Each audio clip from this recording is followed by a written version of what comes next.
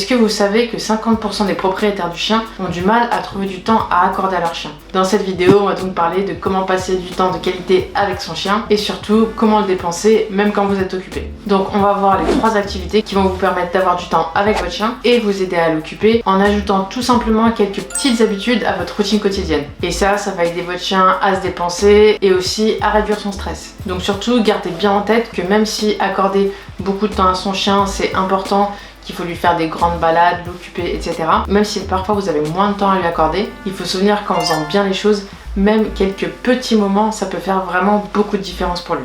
Alors la première activité, ça va être les jeux interactifs. Ça c'est quelque chose de vraiment super efficace pour dépenser son chien. Tout ça, ça va permettre de les faire réfléchir, de les faire utiliser leur flair. Et ça va développer plein de bonnes choses chez eux parce que du coup ça va les pousser à réfléchir pour trouver une manière de récupérer les friandises par exemple. Donc ça va à la fois les occuper, les stimuler et les fatiguer. Donc comme jeu que vous pouvez par exemple acheter, vous allez avoir tout ce qui est tapis de fouille, puzzle, jouets distributeurs, les Kongs aussi, c'est quelque chose qui peut leur permettre de bien se dépenser. Ça va être des objets vraiment top et ça va leur permettre aussi de s'occuper tout seul. Mais après vous avez aussi des activités qui sont similaires que vous allez pouvoir partager avec lui. Vous pouvez par exemple lui cacher plein de croquettes ou plein de friandises un peu partout dans la maison, lui demander de les chercher. Vous pouvez faire le jouet des gobelets, vous allez prendre plusieurs gobelets, cacher une friandise en dessous d'un de ces gobelets, les faire un petit peu tourner et le but ce sera qu'il cherche la friandise parmi ces gobelets. Vous allez à la fois le dépenser et à la fois avoir une interaction avec lui et ça va être vraiment top. Et tous ces jeux, ça ne demande pas forcément beaucoup de temps. Déjà vous allez pouvoir avoir des choses qui vont lui permettre de s'occuper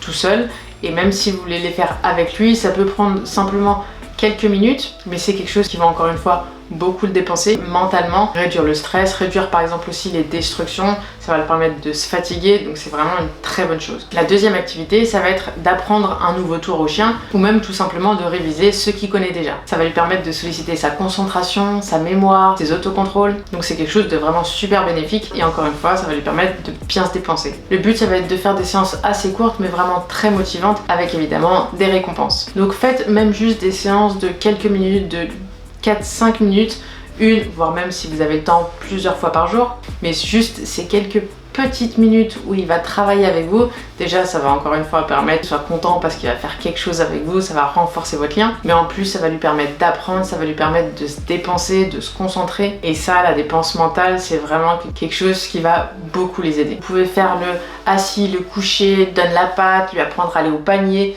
lui apprendre à faire un tour sur lui-même. Après vous pouvez lui apprendre à faire le beau. Ça peut être quelque chose de très simple comme quelque chose de plus poussé si vous avez envie. Le but c'est tout simplement qu'il travaille avec vous. Et la troisième activité, ça va être la balade entre guillemets express mais surtout qualitative. Alors attention, quand je dis balade express, c'est pas juste de sortir en bas de la maison, lui faire son pipi et remonter. Il faut quand même y accorder un minimum de temps et ça n'enlève pas le fait que les longues balades c'est quand même très important et qu'il faut en faire très régulièrement, mais il peut y avoir certains moments où vous allez manquer de temps, où il va y avoir des imprévus et quand ça arrive c'est quand même important de lui accorder une petite balade mais qui sera du coup très agréable pour lui. Donc quand c'est comme ça, même si vous lui faites une petite balade par exemple seulement de 15 minutes, le but ça va être vraiment de le laisser se dépenser à fond et de le laisser profiter de sa balade. Il vaut mieux faire une balade de 15 minutes où il va pouvoir faire un petit peu ce qu'il a envie plutôt qu'une balade de 40 minutes où vous allez passer votre temps à le tirer pour qu'il avance sans qu'il ait le temps de rien faire.